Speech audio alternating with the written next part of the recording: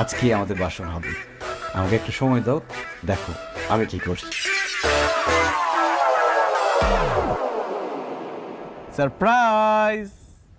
বাসর ঘর on the road. ব্যাপারটা ইন্টারেস্টিং না? এই বাসর ঘরে আজকে আমরা বাসর করব। আহা, একদম খোলামেলা পরিবেশ, কি সুন্দর বাতাস, আর এই মরিচা বাতিগুলোকে মনে হবে জোনাকি পোকা এসে আমাদেরকে আলো দিয়ে যাচ্ছে।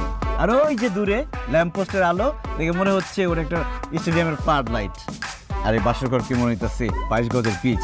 একবার তুমি বল করবা, আমি ব্যাট করব, একবার আমি বল করব, তুমি ব্যাট করবে। ব্যাপার আলো, তুমি আমাকে লাফতি মারলা কেন?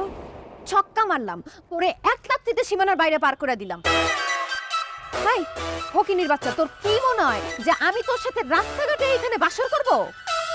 বাড়িতে তোলার মুরদ নেই। হাই, তুই বিয়ে করছিস কেন আমারে? আমার মন চাইতেছে কি থাপড়ায় তোর 32টা দাঁত আমি ফেলাই দিতে পারতাম। আমি ভাবছিলাম আমি আলো, আমি তোর বিয়ে করে তোর জীবনটা আলোকিত করব, কিন্তু আমার ভুল হয়েছে। তোর জীবন তো অন্ধকার অন্ধকার। হ্যালো, তুমি কথা বলো না, এত সুন্দর কথা বললে এতক্ষণ।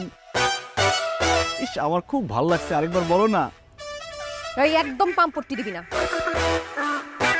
সত্যি কথা বলতে কি, আমি তোমাকে পাম্পটি মারতেছি না, আমি বুঝতেছি তোমার মেজাজ খারাপ।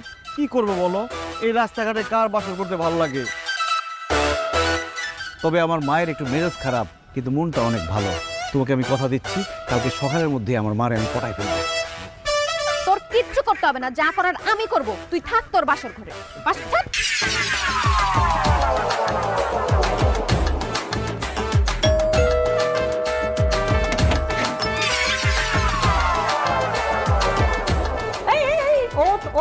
ওট বলতেছি, পায়ে হাত দিয়ে সালাম করে কোনো লাভ নাই। এই বাড়িতে কোনো জায়গা হবে না, যা বাইরে। আম্মা আম্মা, আপনি আমার যেরকম মেয়ে মনে করতেছেন, আমি কিন্তু সেরকম মেয়ে না আম্মা। আম্মা, আমি একজন কাজের বুয়ার মেয়ে। মানুষের বাড়িতে কাম করাটা আমার রক্তে রক্তে। আম্মা, আপনার এত বড় বাড়ি, এত বড় বাড়িতে তো কাজ করার জন্য একজন বিশ্বস্ত কাজের বুয়াও দরকার হয়, তাই না? আম্মা, খাঁটি বাংলায় বললে দাসী বান্দি। আমি আপনার বাড়িতে দাসী বান্দিও থাকতে চাই।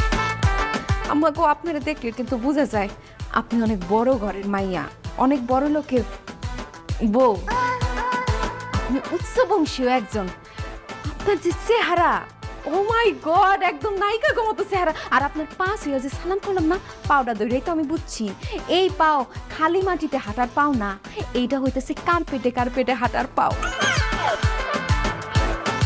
আমাগো, আপনার মতো নবাবজাদি শাহজাদি রাজরানীর একমাত্র দাসী বান্দি হয়ে আমি থাকতে চাই আম্মা। তো আমার কিন্তু কোনো বেতন দাম লাগবো না, খালি 2 বেলা খাইতে দিলে বোকা আম্মা। আমি কি আপনার পার্মানেন্ট আবাসিক বুয়া হয়ে থাকতে পারি? কাজ কাম সব ঠিকঠাক মতো করতে পারবি তো? পারুম না, অবশ্যই পারুম, এখনই শুরু করে দিতেছি। ভেতরে তোর এখানে জায়গা হবে না, তুই বাইরে থাকবি। আম্মা, এই বাসার একটা কোনায় আমাকে ঠাই দেন। এই পার্মানেন্ট আবাসিক বুয়ার পার্মানেন্ট হেল্পার হিসেবে আমি থাকি, সব কাজ করে দিব আম্মা। এই, আমার কথার উপর একদম কথা বলবা না। এই, তুমি কি মনে করছো তোমার হয়ে আমি তদবির করব? আমার ডিসিশনই ফাইনাল ডিসিশন। আম্মা যা আমারে থাকতে দিছে এটাই তো অনেক।